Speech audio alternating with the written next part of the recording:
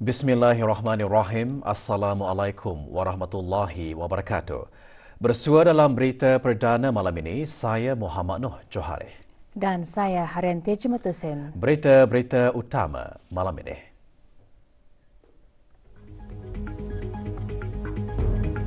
Ke bawah Duli Yang Maha Mulia Paduka Seri Baginda Sultan dan Yang di-Pertuan Negara Brunei Darussalam berangkat mengadakan lawatan ke Royal Australian Air Force Base Darubadsan Barracks di Darwin.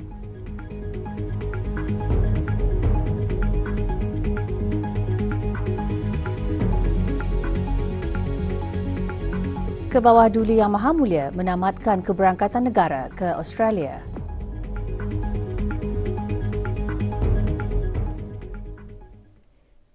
Ke bawah Duli Yang Maha Mulia Paduka Seri Baginda Sultan Haji Hassanal Bolkiah Muizzaddin Wad Daulah, Ibni Almarhum Sultan Haji Omar Ali Saifuddin Sa'dul Khairi Waddin, Sultan dan Yang di-Pertuan Negara Brunei Darussalam berangkat mengadakan lawatan ke Royal Australian Air Force RAAF Base Darubadsan Barracks di Darwin, Australia.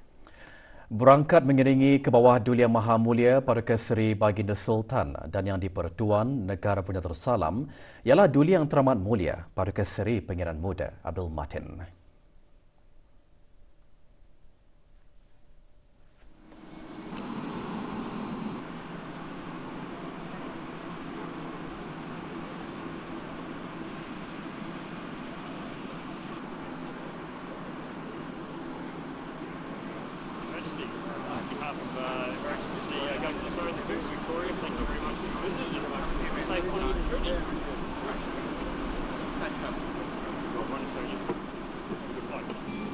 Keberangkatan tiba ke bawah Duli Yang Maha Mulia di RAAF Base dijunjung oleh His Honour Professor The Honourable Hugh Heggie, Administrator of the Northern Territory, Miss Ruth Jones, Wakil Chief Minister of the Northern Territory dan Dr. Richard Fijo, Larakia Elder.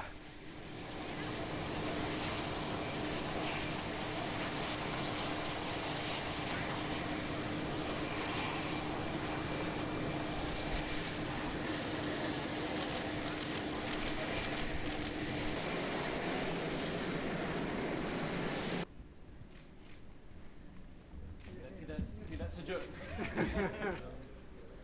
Princess, I was in that. Which sport? Netball. Stand.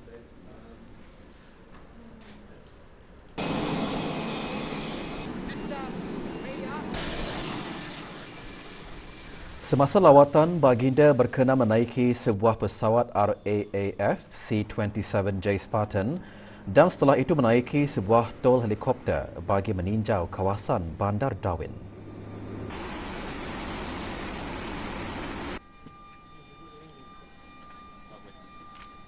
Thank you very much.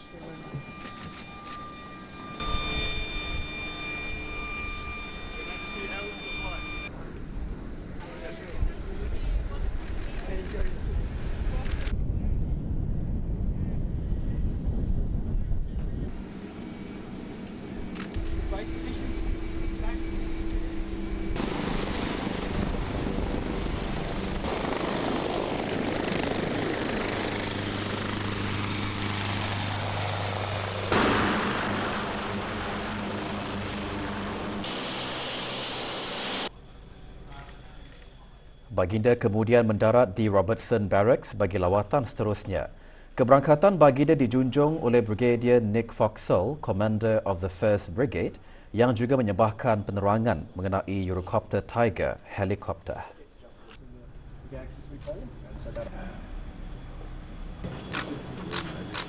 I'm just a ground crew, so I'm the one that loads the aircraft. Yeah, nothing in them though. They're smaller than the bullets you load.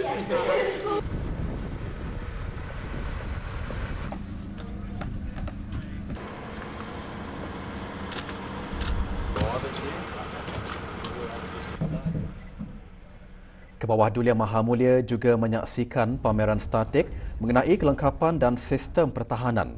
Semasa lawatan, baginda berkesempatan beramah mesra dengan para pegawai Royal Australia Army yang ditempatkan di Robertson Barracks.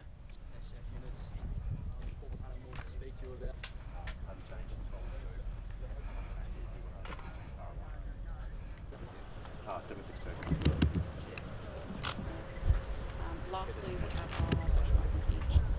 So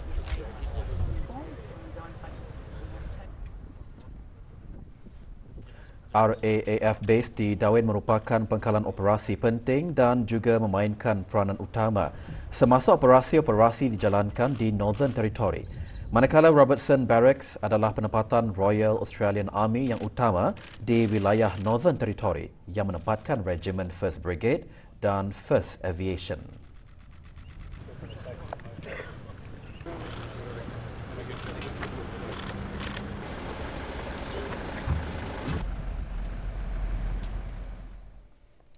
Kebawah Duli Yang Maha Mulia Paduka Seri Baginda Sultan dan Yang di-Pertuan Negara Brunei Darussalam berangkat meninggalkan Darwin setelah selesai menamatkan keberangkatan negara ke Australia.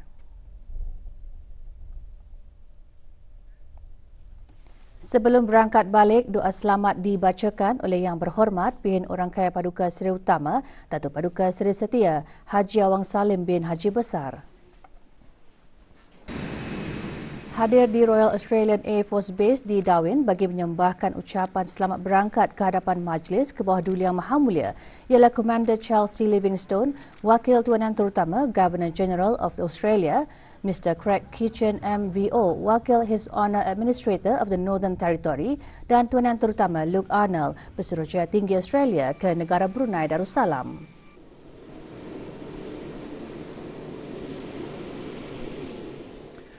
Juga hadir Tuan Yang Terutama Gary Ramlee bin Ibrahim, Pesuruhjaya Tinggi Negara Brunei Darussalam ke Australia dan para pegawai daripada Suruhanjaya Tinggi Negara Brunei Darussalam di Canberra. Semasa memulakan keberangkatan negara baginda di Canberra, Kebawah Duli Yang Maha Mulia berangkat menghadiri majlis perjumpaan bersama Tuan Yang Terutama General The Honourable David John Hurley, ACDSC Retired, Governor General of Australia dengan kedua-dua pemimpin mengalulukan bagi hubungan dua hala diperkukuhkan lagi dalam bidang-bidang kerjasama yang sedia ada seperti pertahanan, pendidikan dan pertukaran antara rakyat serta penerokaan kerjasama dalam bidang-bidang baharu yang mempunyai kepentingan bersama. Kebawah Duli Yang Maha Mulia juga berangkat menghadiri majlis santap negara yang dihoskan oleh Tuan Yang Terutama. Baginda bertitah bahawa kesinambungan hubungan Brunei dan Australia yang rapat dan baik menggambarkan sifat saling hormat-menghormati dan persefahaman bersama. Australia adalah antara negara yang mula-mula menjalinkan hubungan diplomatik dengan Brunei pada tahun 1984 dan penaiktarafan hubungan dua hala kepada perkongsian komprehensif adalah bertepatan dengan ulang tahun ke-40 bagi hubungan diplomatik antara negara Brunei Darussalam dan Australia pada tahun 2024. Semasa majlis perjumpaan bersama The Honourable Anthony Albanese, Perdana Menteri Australia, Kebawah Duli Yang Maha Mulia dan The Honourable berbincang mengenai isu-isu dua hala yang berkepentingan bersama, termasuk penerokaan dalam bidang-bidang baharu seperti keselamatan siber, perubahan iklim dan keselamatan makanan. Semasa berada di Canberra, baginda juga berangkat ke upacara meletakkan kalungan bunga di Australian War Memorial, menghadiri majlis sambutan negara di Government House dan menghadiri majlis santap malam yang dihoskan oleh The Honourable Perdana Menteri Australia di The Lodge. Manakala di Melbourne, Kebawah Duli Yang Maha Mulia berkenan berangkat ke menghadiri majlis santap tengah hari yang dihoskan oleh The Honourable Linda Dessau, ACVCO, Governor of Victoria. Pada majlis santap tengah hari, baginda bertitah bahawa penerbangan secara langsung antara Bandar Seri Begawan dan Melbourne memudahkan perjalanan dari negara Brunei Darussalam dan Australia, malah memainkan peranan penting kepada bekalan makanan Brunei, terutamanya semasa berlakunya pandemik COVID-19. Baginda juga menzahirkan penghargaan kepada Kerajaan Negeri Victoria kerana mengalu-alukan pelajar-pelajar Brunei yang melanjutkan pelajaran mereka di Australia. Semasa di Melbourne, baginda berangkat menghadiri majlis bersama penuntut-penuntut serta rakyat dan penduduk negara Brunei Darussalam di Australia dan New Zealand. Majlis tersebut memberikan peluang keemasan untuk berjunjung ziarah dan beramah mesra ke hadapan Majlis ke bawah Duli Yang Maha Mulia. Baginda mengakhiri siri keberangkatan negara di Darwin dengan mengadakan lawatan ke Royal Australian Air Force Base dan Robertson Barracks. Baginda berkesempatan untuk menaiki sebuah pesawat C-27J Spartan dan juga sebuah tol helikopter serta seterusnya menyaksikan sebuah Eurocopter Tiger helikopter dan pameran statik mengenai kelengkapan dan sistem pertahanan. Ke arah mengukuhkan lagi hubungan dua hala antara kedua-dua buah negara, ke bawah Duli Yang Maha Mulia menandatangani Joint Declaration on the Comprehensive Partnership between Brunei Darussalam and the Commonwealth of Australia dengan The Honourable Perdana Menteri Australia. Joint Declaration tersebut merasmikan penaiktarafan hubungan dua hala antara negara Brunei Darussalam dan Australia ke sebuah perkongsian komprehensif yang merangkumi kerjasama sedia ada antara kedua-dua buah negara serta dalam bidang-bidang baharu seperti keselamatan siber, keselamatan makanan dan perubahan iklim. Jemaah haji negara di Tanah Suci Mekah giat membuat persiapan menjelang Hari Wukuf di Arafah. Ikuti bahan beritanya seketika nanti.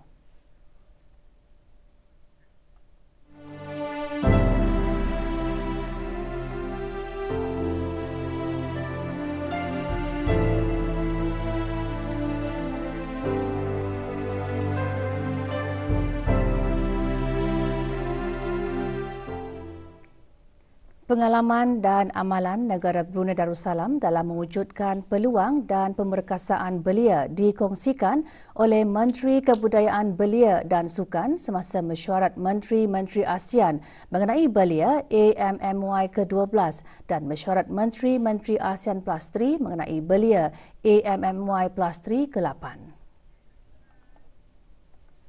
Antara peluang tersebut jelas Yang Berhormat Datuk Seri Setia Awang Haji Nazmi bin Haji Muhammad termasuk dialog dasar belia yang membolehkan pelibatan secara langsung di antara penggubal dasar dan belia dan mewujudkan peluang ekonomi belia yang melengkapkan mereka dengan kemahiran dan pemikiran masa depan. Semasa mesyuarat, para Menteri ASEAN dan negara-negara Plus 3 yang bertanggungjawab terhadap belia menerima pakai kenyataan bersama para Menteri AMMY ke-12 dan AMMY Plus 3 ke-8. AMMY ke-12 bertemakan Mental Health Matters, You Are Not Alone, dipengerusikan secara maya hari ini oleh Tuan Yang Terutama Adam Adli bin Abdul Halim, Timbalan Menteri Belia dan Sukan Malaysia. Universiti Teknologi Brunei UTB mengadakan kuliah mengenai pendidikan dalam era kecerdasan buatan generatif. Kuliah diadakan di universiti berkenaan.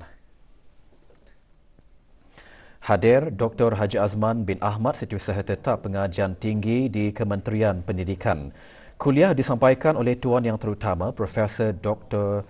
Cham Keith Rethi, Perwakilan Menteri bagi Perdana Menteri Kemboja, diikuti dengan sesi soal jawab. Acara diteruskan dengan penyerahan 29 buah buku sumbangan Kedutaan Kemboja. Juga hadir beberapa ketua perwakilan asing ke negara ini.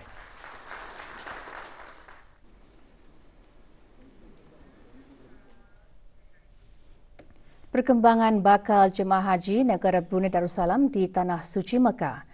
Menjelang Hari Wukuf di Arafah, bakal jemaah haji negara giat membuat persiapan. Selain itu, para petugas pejabat urusan jemaah haji negara Brunei Darussalam, pentadbiran dan perubatan juga sibuk membuat persiapan rapi menjelang hari kemuncak itu nanti. Beberapa siri perbincangan dan pengesahan dengan rakan strategik di Mekah terus diadakan bagi menyediakan kelengkapan seperti khemah di Arafah dan Mina, pas pengenalan diri dan keperluan lainnya. Pasukan Perubatan Haji Negara juga giat membuat persiapan untuk memberikan khidmat kepada bakal jemaah haji.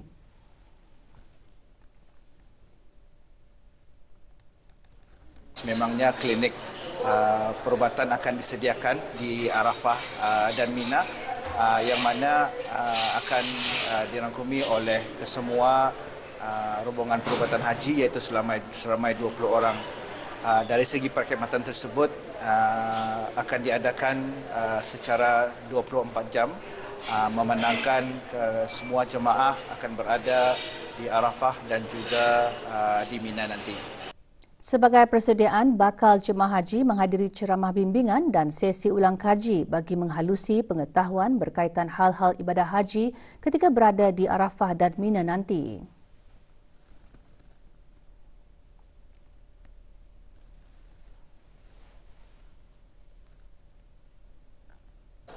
Alhamdulillah, semua aktiviti seperti ceramah ada juga sudah kami hadiri dan lawatan serta untuk persiapan untuk menunaikan dia nantilah di Arafah. Alhamdulillah, kami sejak di Madinah dan di Mekah kami kena bagi bimbingan dan taklimat dan ceramah. Bermacam-macam persiapan yang dilakukan dan sambil itu juga mendengar ceramah-ceramah yang didatangkan penceramah mutawib dan daripada pegawai-pegawai haji, apa persiapan yang perlu dibuat semasa hendak pergi ke Arafah. Sepanjang berada di Mekah, bakal jemaah haji negara meneruskan aktiviti kerohanian dan berpeluang mengunjungi Muzium Al-Wahyu. Bakal jemaah haji perempuan yang mengikuti syarikat Darussalam Services menghadiri kelas tadabbur surah Al-Fatihah. Sesi dikendalikan oleh Dayang Hajah Rosita binti Haji Yahya, guru agama syarikat Darussalam Services.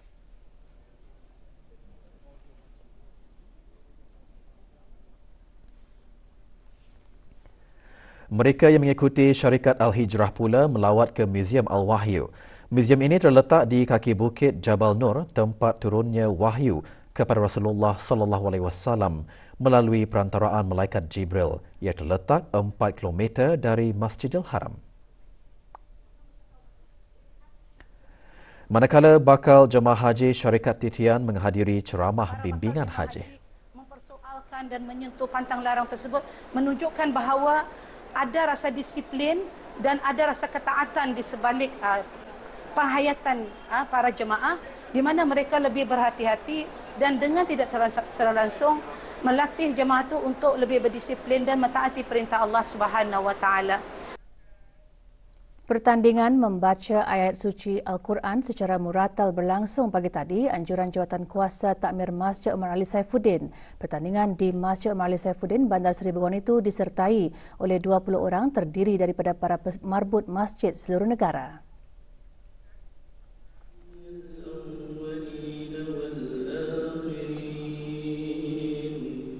Johan pertandingan Awang Haji Muhammad Halidi bin Haji Juni dari Masjid Muhammad Bolkiah, Kampung Serusup. Pemenang tempat kedua dan ketiga Awang Arif Billah bin Haji Muhammad Safar dari Masjid Hasan Al-Bolkiah, Kampung Mentiri dan Awang Muhammad Hanif bin Haji Kamis dari Masjid Al-Muhtadi Billah, Kampung Sungai Kebun. Hadiah-hadiah disampaikan oleh Awang Haji Muhammad Sarudin bin Haji Timbang, Timbalan Setiausaha Tetap Kementerian Hal Ehwal Agama.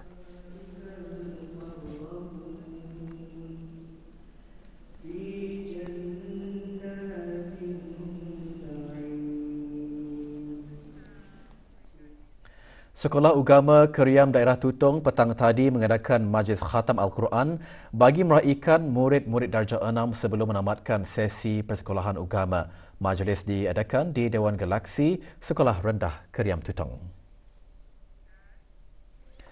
Hadir Awang Aliuddin bin Haji Abdul Rahman, Timbalan Setiausaha Pendidikan Teras Kementerian Pendidikan. Pada majlis ini, 15 murid terdiri daripada 8 lelaki dan 7 perempuan menyertai majlis khatam. Antara lain, tujuan majlis menyahut hasrat kerajaan ke bawah Duli Yang Maha Mulia untuk melahirkan generasi celik Al-Quran.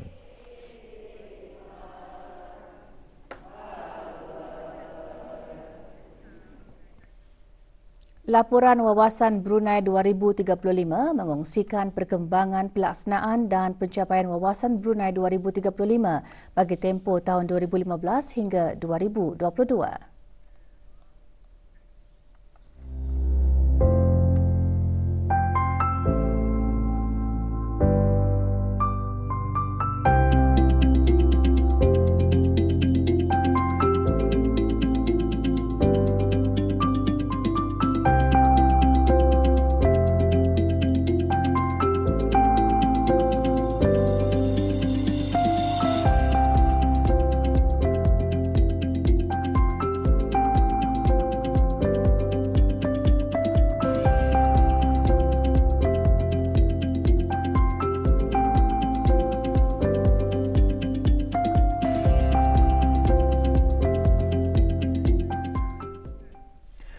Niat ingin membantu orang lain mendorong 2 orang penerima darah aktif meneruskan amalan murni menderma darah. Percaya amalan terpuji itu mampu menyelamatkan nyawa orang lain, membuatkan mereka konsisten menderma darah sehingga lebih 90 kali. Sempena Hari Penderma Darah Sedunia yang disambut pada setiap 14 Jun, Berita Perdana malam ini mengongsikan pengalaman 2 orang penderma darah aktif berkenaan melakukan amalan baik atas dasar tanggungjawab sosial dan kemanusiaan. Bersama Nadira Haji Omar untuk laporannya. Awang Muhammad Muinuddin Chin bin Abdul Rahman menderma darah sejak 30 tahun lalu dan kini sudah melakukannya sebanyak 131 kali. Katanya, selain berpeluang membantu menyelamatkan nyawa orang lain, menderma darah juga menyihatkan tubuh badan dan menambahkan lagi stok darah di hospital-hospital di negara ini. Memang sudah lama menderma darah dalam lebih kurang 30 tahun. Masa saya bermula berkhidmat di Jabatan Kerajaan dan dari sana saya ingin menderma darah supaya satu memberi saya kesihatan yang baik dari segi darah yang baru. Ambil kesempatan untuk menderma darah untuk membantu masyarakat yang terutama sekali pesakit-pesakit yang memerlukan darah. Bagi Awang Haji Sabtu alias Haji Saidon bin Haji Tamam, 56 tahun yang sudah 96 kali menderma darah, pengalaman menjaga ayah mertua di hospital dan menyaksikan pesakit berdepan masalah mendapatkan bekalan darah menginsafkannya. Untuk memastikan beliau terus dapat menderma darah, beliau mengutamakan penjagaan kesihatan, antaranya diet seimbang dan cukup tidur. Alhamdulillah, start dari saya menderma sampai sekarang saya tidak ada mengidap penyakit kencing manis, darah tinggi, kolesterol tinggi dan juga sakit jantung. Saya seru terutamanya yang masih muda mendermalah, sebab selepas menderma tu tani akan merasa puas kerana tani dapat menolong orang yang sakit dan kesihatan ketani pun terjaga. Kedua-dua penderma darah tersebut berhasrat untuk terus berbakti kepada masyarakat selagi masih berupaya. Nadira Haji Umar melaporkan untuk Berita RTB. Universiti Teknologi Brunei UTB menganjurkan Robotic and Coding Conquest 2023 dengan pertandingan pembelajaran mesin. Diadakan bermula hari ini di Dewan Teater di UTB. Pertandingan adalah salah satu acara bersempena persidangan dan pameran pertengahan tahun Brunei MYCE 2023. Pertandingan bertujuan membina kemahiran revolusi industri keempat dan memupuk budaya inovasi dengan menyediakan platform untuk para pelajar menunjukkan kebolehan mengendali robotik dan pengekodan. Acara turut diharap dapat menyumbang ke arah merealisasikan Wawasan Brunei 2035.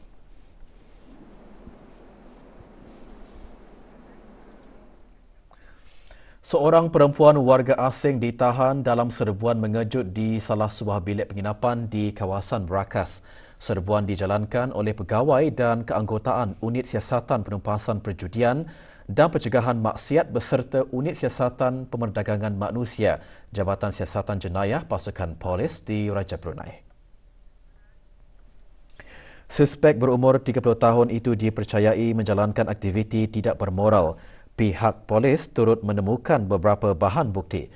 Suspek beserta kesemua bahan bukti dibawa ke Jabatan Siasatan Jenayah bagi siasatan lanjut. Suspek akan disiasat di bawah Seksyen 294A Kanun Hukuman Jenayah Penggal 22 atas kesalahan menjalankan kegiatan tidak bermoral. Sesi konsultasi Skim Persaraan Kebangsaan SPK akan diteruskan di daerah Tutong dan daerah Temburong. Ia merupakan inisiatif berterusan Tabung Amanah Pekerja TAP bagi memastikan setiap ahlinya diberikan penerangan lengkap mengenai manfaat-manfaat di bawah SPK dan membantu membuat pilihan terbaik untuk Hari Persaraan nanti. Ahli yang berumur di bawah 50 tahun adalah dialulukan hadir bagi memperolehi maklumat mengenai anuiti bulanan yang akan diterima semasa bersara dan jumlah simpanan akaun ahli SPK nanti. Ahli yang menepati persyaratan bagi membuat permohonan pengeluaran di bawah skim-skim yang ada juga boleh berurusan terus dengan menghadapkan borang permohonan berserta dokumen sokongan berkaitan yang boleh dirujuk di laman sesawang TAP iaitu www.tap.com.bn. Tarikh akhir bagi permohonan pengeluaran skim TAP SCP SPK adalah pada 30 Jun 2023 dan pengeluaran SPK akan dibukakan kembali pada 17 Julai 2023. Ahli-ahli berumur 50 ke 59 tahun juga masih berpeluang untuk menghadiri sesi konsultasi SPK Silver Generation mengenai pilihan yang menunjukkan impak sekiranya ahli memilih untuk menyertai SPK ataupun menangguhkan penyertaannya. Setiap ahli adalah dinasihatkan untuk mendaftar sebagai pengguna portal e-amanah melalui laman sesawang TAP. Bagi memudahkan urusan ahli yang ingin berkunjung ke sesi tersebut, maklumat tambahan boleh didapati melalui laman sesawang TAP atau akaun rasmi media sosial Tabung Amanah Pekerja TAP melalui Facebook atau @TAP_Brunei melalui Instagram. Orang ramai juga boleh menghubungi talian 2382-929 semasa waktu bekerja atau email ke us@tap.com.bn. Bola keranjang Piala UC 1000 diteruskan semalam dengan dua perlawanan yang berlangsung di gelanggang bola keranjang BBA Batu Bersurat Gadong. Perlawanan pertama menyaksikan Wan Sing Trading berjersi putih bertemu Unity. Kedua-dua pasukan memamerkan aksi menarik dan seimbang, namun perlawanan berkesudahan Wan Sing Trading menang dengan keputusan 94 berbalas 81.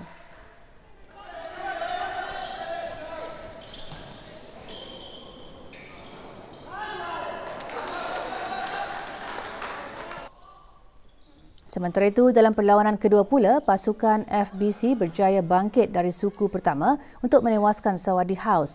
Beraksi cukup dalam 3 suku terakhir, FBC menang dengan keputusan 74 berbalas 58.